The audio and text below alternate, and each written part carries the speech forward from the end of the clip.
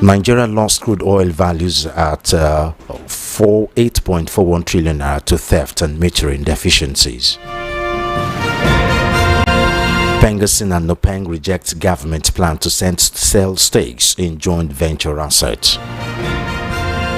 Vice President Shetima to deliver Tinubu's national statement Wednesday at 80th session of UNGA. Outside Nigeria, Super Typhoon Ragasa kills 15 in Taiwan. And in sport, Ekitike apologizes to Liverpool fans after red cards. Those are our headlines. Details coming up in just a moment.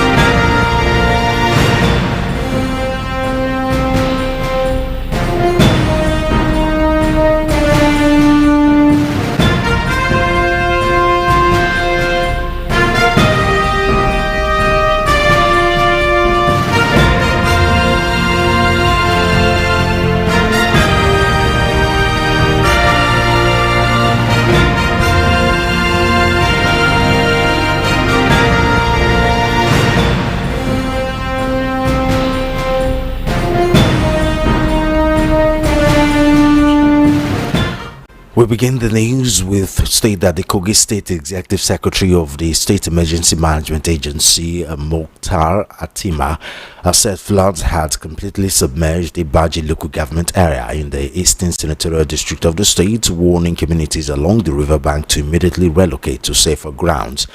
The Sema Bonsu led the emergency response and critical team on an advocacy visit to the State Commissioner for Health, Adams Abdulaziz, said the state was no longer safe owing to the rising levels of the water in the rivers Niger and Benue. He said according to charts of experts and managers of various dams in the country, excessive water will begin to pour into the rivers Niger and Benue, which will cause an overflow of the river bank.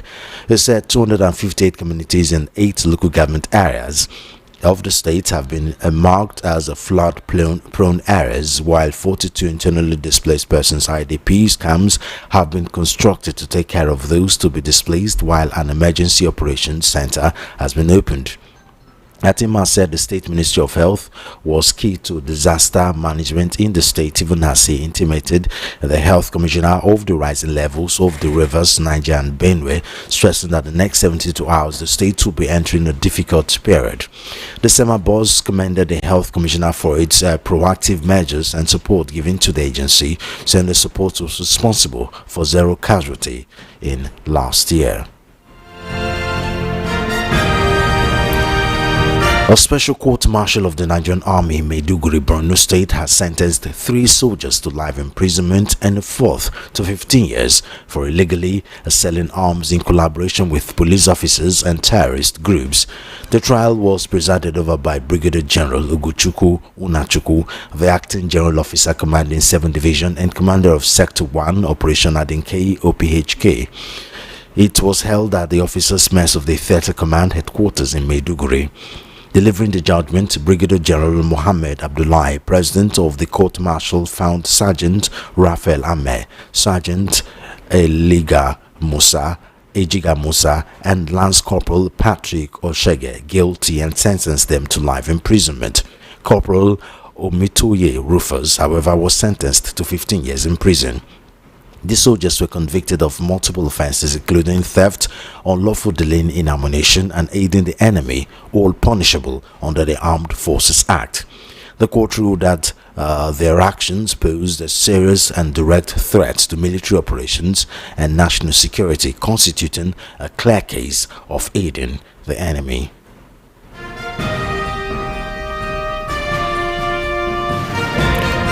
And now to economic matters. Nigeria lost crude oil valued at a staggering 8.41 trillion naira to theft and metering deficiencies between 2021 and July 2025, according to the latest data sourced from the Nigerian Upstream Petroleum Regulatory Commission (NUPRC). Although the regulator celebrated recent progress in reducing daily losses to their lowest levels in nearly 16 years, experts warn that the cumulative economic toll remains devastating and exposes governance failures in the oil sector. NUPRC's analysis showed that Nigeria lost 37.6 million barrels of crude in 2021, 20.9 million barrels in 2022, 4.3 million barrels in 2024, 4.1 million barrels in 2024 rather, and 2.04 million barrels between January and July 2025.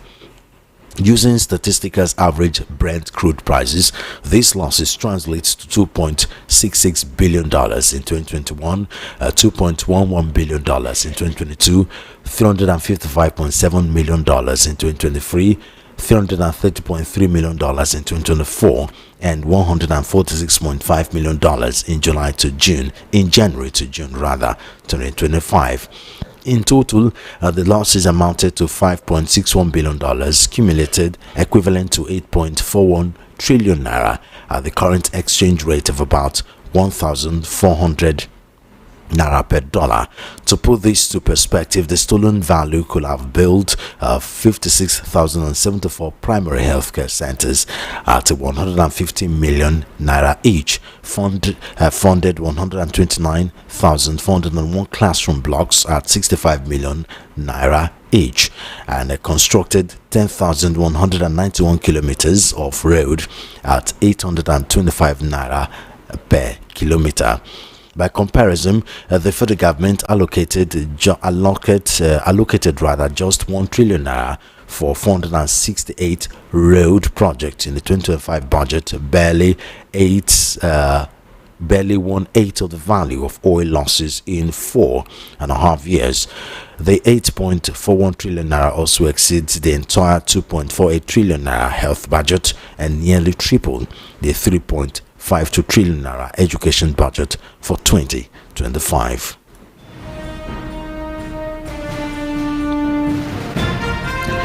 Meanwhile, two of Nigeria's influential oil sector unions have strongly opposed the federal government's reported plans to divest significant stakes in joint venture assets managed by the Nigerian National Petroleum Company Limited, NNPCL.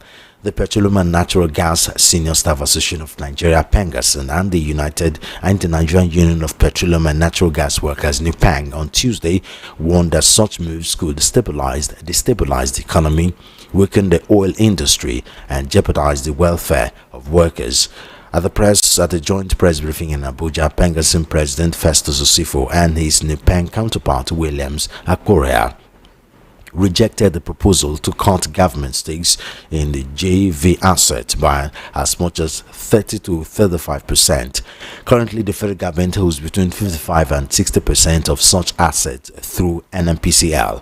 According to the unions, the planned sale will generate quick cash, but at the expense of Nigeria's long-term economic security. They cautioned that reducing government holdings in critical oil assets could bankrupt NNPC, impair its ability to meet obligations such as salaries and welfare packages, and shrink its contributions to the national budget. The controversy follows President Bola Tinubu's directive last month for a reassessment of the NNPC's 30% management fee and 30% frontier exploration deduction under the Petroleum Industry Act. Tinubu, in charging the economic management team led by Finance Minister Wale Edun, stressed the need to optimize government savings, streamline deductions from the federation account, and enhance fiscal discipline in a time of global financial strain. But oil unions said the administration's latest policy moves, including talk of amending the PIA, could create more uncertainty in a sector that only recently secured a comprehensive reform law after decades of delays.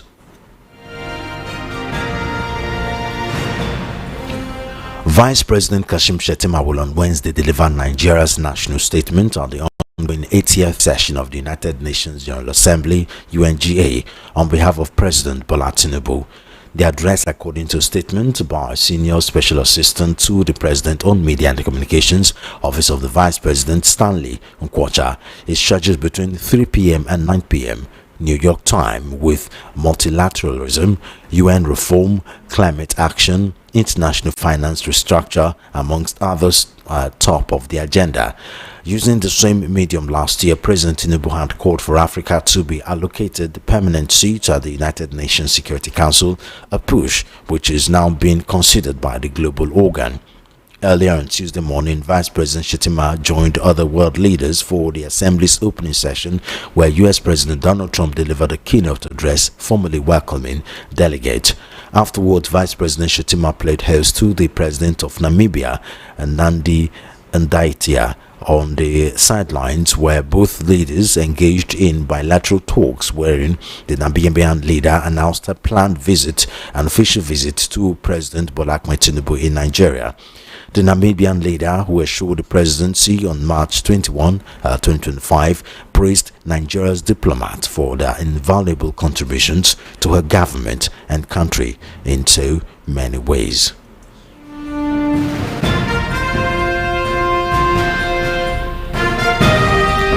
You're still on to the World News at 12 on Voice of the People 90.3 FM. We'll go for a short break. When we come back, we'll go straight to our analysis segment with Mr. Dele Fanimo.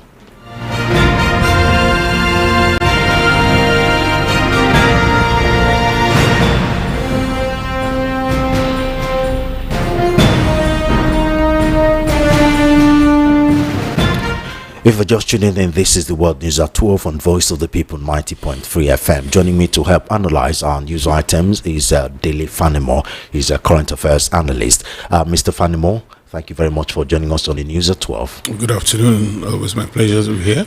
Let's go straight to the first talking point. Obviously, the topic for discussion is economic related, and of course, Nigeria lost crude oil valued at staggering 8.41 trillion naira in theft and a metering deficit between 2021 and July 2025. That's according to data from NUPRC. Now, when the president Bola Ahmed Tinubu came into power, of course, with the argument before he came into power, the argument of the restructuring of the oil sector, PIA, and of course he came in, and of course the fuel subsidy, is it beneficial or not beneficial? And of course there have been arguments, there have been conversation that the fuel subsidy finally taken off by president is on advice of IMF. One should have expected that with fuel subsidy removed, oil theft would have reduced drastically. Of course, we wouldn't be naive to think oil theft would disappear totally, but it would have reduced drastically. But these figures shows that is why there is a slight reduction. It's still huge theft going on in the oil and gas sector. Well, your question is fully packed, and I'll take it one by one. One, for over 9 years, there was no audit in the account of no audit whatsoever. NLPCL.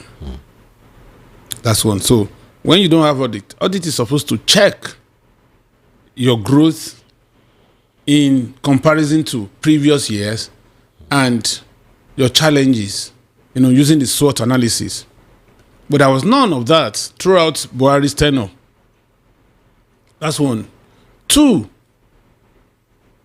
because of the absence of a quality mind being the petroleum minister, because in the last 3 or 4 after Jonathan, in the last 2 dispensations, Buhari and currently Tinubu, there was no minister of petroleum.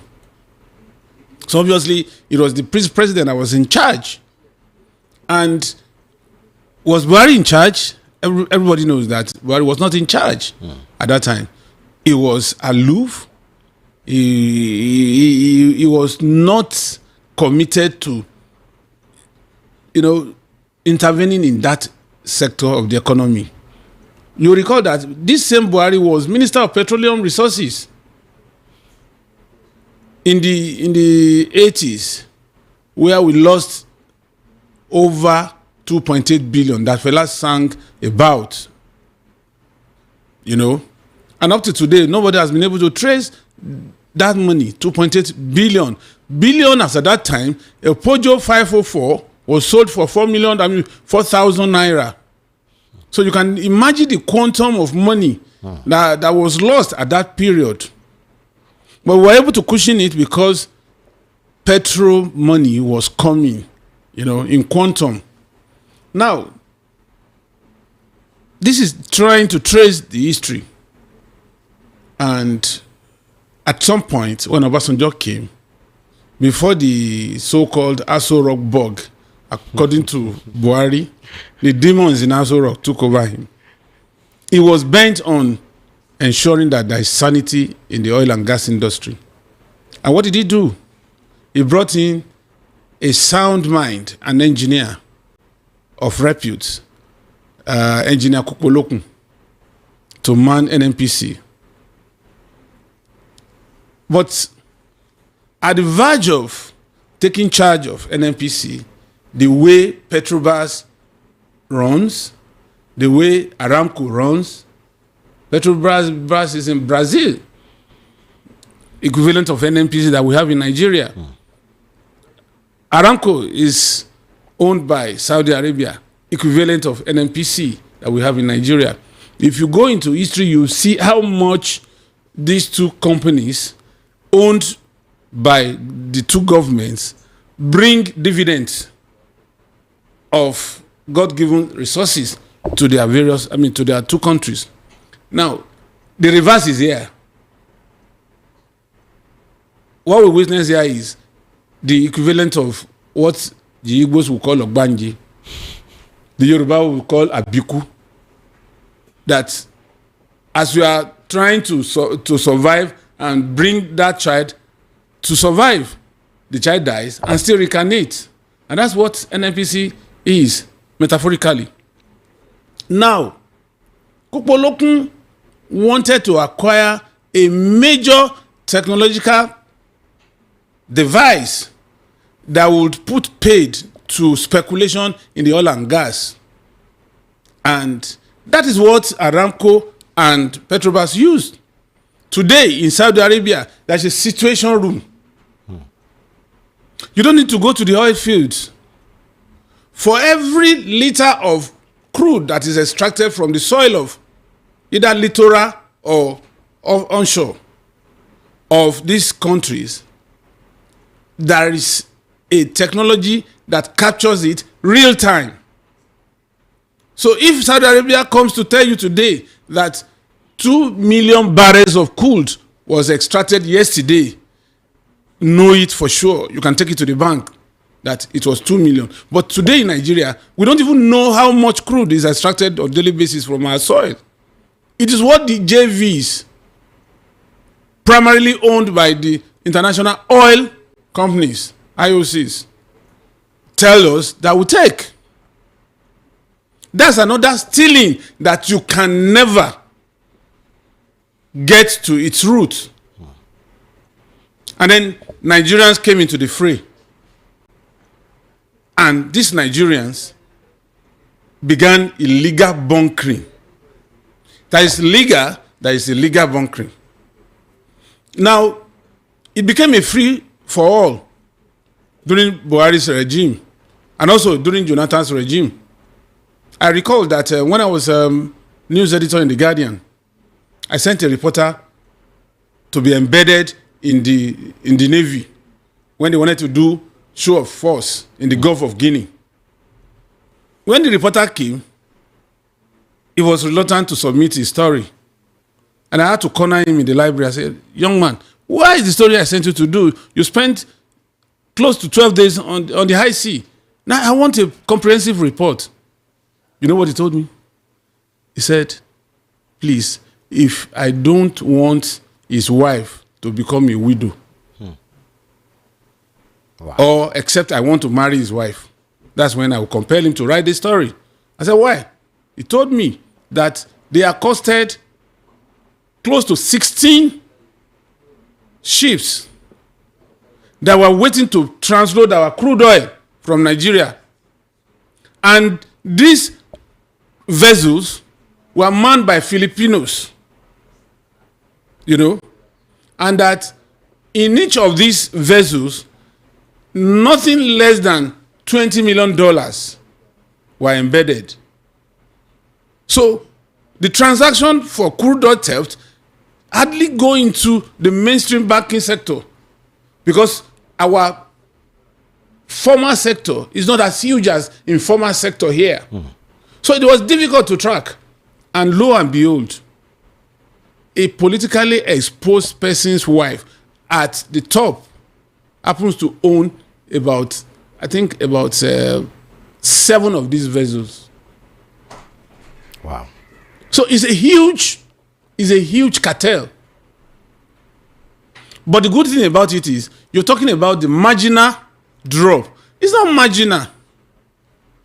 You're talking about 4 million, 5 million in the past, and currently, even last year, it dropped to about 2 million. It's a quantum. And there is also a remarkable, of course, you don't even need to go into all those details. If you recall that at some point last year, our crude oil daily exposure was lower than 1.2 million barrels per day. But as we speak today, it's hovering between 1.8 and 1.9, minus the condensate.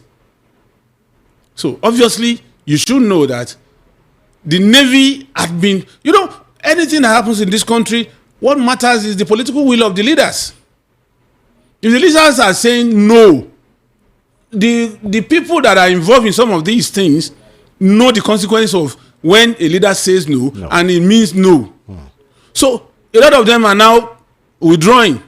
That's why you have that. You know how many vessels that have been accosted. You know how the Navy had blocked the outflow of this crude by illegal bunkers, and that's why you have that increase. But unfortunately, even when you have this increase, which translates to more money into the federal government purse, this money is given to the state governors, and they don't do anything with it other than to pocket the money. That's exactly the point I wanted to make next, because but we are so fixated in attacking the federal government. You see, there are roles earmarked for each of the 3 tiers of government in the Constitution. For instance, primary health care is the basic job of local government. Secondary health care, states. Tertiary, like teaching hospital and all that, except where a state has a university that has a college of medicine. You understand? But today, primary health care is almost zero. Nobody is talking to the local government chairman.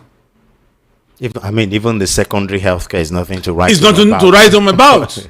So, because that's why there's so much pressure in the tertiary sector of the healthcare industry, because ailments that would have been treated at the primary healthcare, because there is no access to facilities, would be managed by the local chemist until it gets bad, and then you move to the secondary level, and when the secondary level cannot manage it, it moves to the tertiary, and that's why you see high mortality rate in the tertiary hospitals, because in most cases those ailments are already a bad one before it gets there.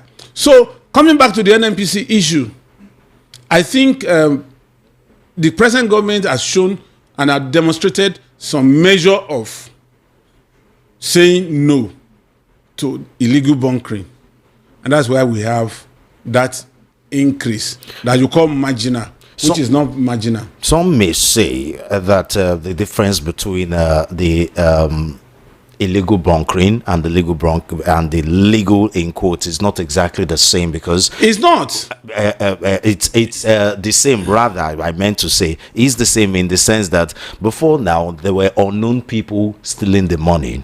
Then, now there are people in the office, because with the oil subsidy gone, and with the federal government admitting that more money is coming into the country, and we can see where are we seeing them? No, we can see from the allocation.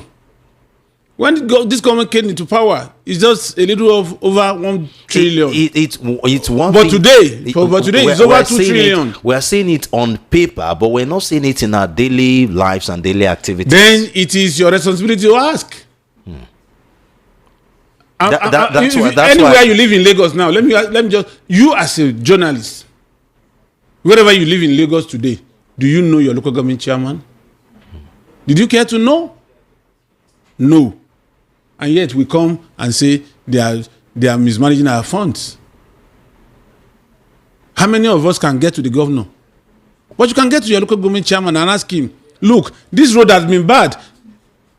Roads are divided into 3 local government roads, which are feeder roads between the hinterland and the city. How much has been done in this area? State roads are there, inter-street and all that, and interstate. Federal roads are there. What have you held your governor or your local government chairman accountable for some of these lapses? No. The primary health center you have in your locality is not functioning. You barely have community health officers where you're supposed to have a medical doctor. You are not asking questions. So if you don't ask questions, are you not giving them a free rein to do whatever they want to do with your resources? So who is it, the government that you hold accountable for that? I mean, or Nigerians? The local government chairman is part of the government, isn't he? No, what I mean is, you're talking about federal government. Is it the federal government that you hold accountable for primary health care that is located within the local government? Do you know that primary education is the function of local governments? Do you know why local government got into the mess of joint allocation that Tinubu is trying to fight now to give them autonomy? They gave out their autonomy to the states. If I had to go into that history, you will be amazed. Most of us, we don't embrace history, and we are not students of history. That's why sometimes when people talk about some of these things, I look at them and say, are we not in this country? Those local government chairmen at that time, they inflated the number of primary school teachers because they felt federal government would give them more money and pocket. Only for federal government to announce during Obasanjo's time that, look, now that you have given us the figure of your primary school teachers, so we are going to, using UBEC, Universal Basic Education, I think it was during the military. Now we are going to be deducting primary school teachers at source from your local government allocation. And at that time, most local governments, particularly in the cities, were getting 0 allocation. Where those ones in the hinterland were getting more allocation. So it became a problem that local government couldn't pay primary school teachers. They had to resort, using political solution to it, they had to resort to collecting all the money of these local governments in each state and then remove teachers' salary, primary school teachers' salary, and then distribute the rest evenly for local government to breathe. Are they not Nigerians? Were they not Nigerians? This is a country where we steal our own money. Money that is supposed to be in your house, you go out there and steal it and take it to another place. So would you not blame the governors that are holding on to local government funds? Because it's the easiest way to steal. A smart governor does not need the state money to steal. Because that's why they don't conduct elections. They have to put their surrogates in the local governments so that when allocation comes, 200 million naira is allocated to Ikeja local government. Chairman, come. How much is a wage bill? How much is this? How much is that? Okay. Out of this 200, pay your workers and other overhead with 100 million. Now, you can take 20 million. Take 10 million naira for your, then the rest 70 comes to the government, the state governor. But the local government chairman assigned 200 million naira. That was why Taye Fashuba and Ayo Fayose, the former governor of Ekiti State, had a serious problem when the man said, I cannot be signing 100 million naira and you are giving me 30 million naira. No way. And it became heady to the point that at the end of the day, he had to sacrifice his twin brother. They mistook his twin brother for him when attackers came and they killed the twin brother. My brother, corruption is endemic. And that is also going into the oil and gas sector. NNPC is a cesspit of corruption. Which brings us to the next topic, where two of Nigerian influential oil unions, talking about Pengassin and Nupeng, are strongly opposing to the federal government reported plan to divest significant stake in joint venture asset managed by the NNPC. What do you think about that story? Nupeng and NNPC, I mean Nupeng and Pengassin. You know, I covered labor in my early years for about 8 years, so I understand what they are saying. But they are just being selfish. You see, there is a model we can fashion our business model after in this country. Nigeria liquefied natural gas, NNLG. Mm-hmm. NNLG is 51% stakeholding of the private sector, whereas federal government has only 49. And that company is a huge asset. You will never hear anything untoward about that company because it's run solely on corporate governance. You're talking about NLNG? Yes. Okay. It runs solely on corporate governance.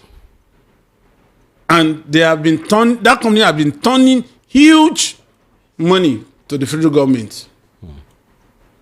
Why is NNPC not model after that? Why are we having stakes in JVs that are meant to expose those JVs to the avarice and greed of our politically exposed leaders? And if this federal government currently says they want to divest from this so that we can face the business of managing ourselves while this money is secured for infrastructural development rather than taking loans, then what is the business of Pengassin? You see, unions have evolved to a point that they are now problems to the state. I mean, they've become like unions. Political. Yes, they have been politicized. Unions are supposed to fight for the welfare and protection of their workers. And in return, the workers pay check-off dues. Not like you are holding government to ransom over policies that has nothing to do with you. That's why that man, using Nupeng, wanted to hamstring Dangote refineries because the man is deploying his trucks to alleviate the sufferings of Nigerians. At the inception of this administration, petroleum was sold for between 1,200 and 1,300. Today, you get petrol for less than 800 and something. 800 and something, for less than 900 anywhere in the country. And somebody is bringing it at par, using his own private-driven resources to make sure that it remains at 841, which could be less as they go on. Because Boa Petroleum will come on steam at the end of this year or early next year with 450,000 barrels per day, which will also enhance competition. And then one Nupeng being used by Darkman is trying to block this. I think they should be arrested and prosecuted for economic sabotage. And while these lot of these unions are saying the way Dangote is coming on board is going to monopolize the oil sector. I mean, this infighting with NNPC, I mean, it's more like a win for Dangote instead of trying to manage him being monopolizing the oil and gas sector. You see, when you cry that somebody is monopolizing, what effort? If you know the huge resources within that man, Nupeng, Pengaston, you will know that they have the financial muscle and clout to generate enough. Do you know that Nupeng takes the PTD arm of Nupeng? They take 39,000 naira from any truck laden with fuel. I mean, it's quite obvious with the way they've antagonized Dangote. I mean, even someone as rich and as powerful as Dangote, for that you matter. See, they can only shake Dangote at this point, but they cannot bring Dangote down. But they shook him. That's what I'm saying. They can only shake him. They shook him real good. He has that muzzle to resist them, and Nigerians should support Dangote to resist these vampires, so that we can have a new lease of life. But isn't that vanquishing one problem to create another problem? How? I mean, with the power Dangote is finally. Dangote is not going to have that monopoly for too long. He's just smart, and he came in just like Econet. When Econet came, Econet was all over the place. There was no competitor. Until MTN came. It's not exactly the same thing. It's the same. I will tell you why it is the same. MTN came and they fused. MTN and Econet fused. And they were fleecing Nigeria, telling us that we can't do per second billing. And that it's not possible, it's not realizable. Glo came, first day, they rolled out per second. Is that not breaking the backbone of monopoly? At the end of the day, today, even at the level this tariff is increased, you imagine if we have to pay per minute. Well, some might say the Dangote situation is almost becoming like a DSTV situation, because I mean the monopoly that DSTV is having in terms of multi-choice in Nigeria is huge, and despite several other companies that have come to try to see if they can break the monopoly of DSTV. The monopoly, the DSTV, the stronghold DSTV have in Nigeria is becoming too strong that nobody seems to be able to. You have to give it. You have to give it to DSTV. If you remain, there were companies across the world that had existed before now that are no longer in existence. Nokia was dominating the phone sector, but today where is Nokia? IBM was dominating typewriter industry. Where is IBM today? Would you trade this for IBM typewriter in this time and age? Well, Coca-Cola is still dominating carbonated drink. Pepsi is giving it a fight. Well, Pepsi is a very low, far second. Look, the point is, you don't blame somebody. Everybody in business would always want monopoly of that sector, but then you give that company a fight. You understand? So, if Bua is coming with 450,000 barrels and Dangote is 650,000 barrels, are you telling me that over time Bua cannot scale up his 450? In fact, in anticipation of 450,000 barrels by Bua, Dangote is upping the scale with another 50,000 barrels to make it 700,000 barrels. And that's competition. Okay, thank you very much, Mr. Fanimo. It's always a pleasure talking to you. I wish we can talk more, but time is really fast spent. Thank you very much for your time. You're welcome. That was Dele Fanimo, current affairs analyst, joining us on the news at 12 on Voice of the People 90.3 FM. And for a quick look at stories outside Nigeria, 15 people have been killed and 17 others are confirmed missing in eastern Taiwan, according to the fire department, after barrier lake burst its banks amid heavy rains brought on by super typhoon Ragasa, which has also lashed Hong Kong with fierce winds and waves. Most of the dead were elderly people who were unable to escape the rising flood waters from Matayan Creek Barrier Lake in Guangfu Township, Hualien County. The Hualien County Fire Department said on Wednesday 34 people were injured, with rescue operations from the missing underway, the fire department said. Taiwan Central News Agency CNA reported that the lake, which was formed by debris dislodged by various previous rains, overflowed on Tuesday morning, followed by a much larger surge in flood water at about 4:30 p.m. local time, at 8:30 GMT.